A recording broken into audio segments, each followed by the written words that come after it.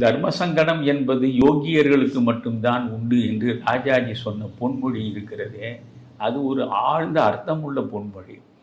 எனவே ஒரு யோகியராக இருப்பவருக்கு தான் தர்ம சங்கடம் வரும். ஒரு தவறை செய்வது என்கிற நிலையில் இந்த தவறை செய்தால் என்ன விளைவு ஏற்படும், இது செய்யக்கூடியதா, செய்வது சரியில்லையே என்றெல்லாம் யோசிக்கக்கூடிய மனநிலை, அதுதான் ஒரு தர்ம சங்கடம். அந்த அறத்துன்பம், அந்த அறத்துன்பம் என்பது யோகியர்களாக இருப்பவர்களுக்கு மட்டும்தான் வரும். இரண்டாவது, ஊரில் ஒரு பழமொழி உண்டு, மானங்கெட்டவன் பெரிய மனுஷன் என்று. சர்வசாதாரணமாக கிராமத்தில் மக்கள் புழங்குகிற பேச்சுக்களில் இது ஒன்று, மானங்கெட்டவன் பெரிய மனுஷன் என்று.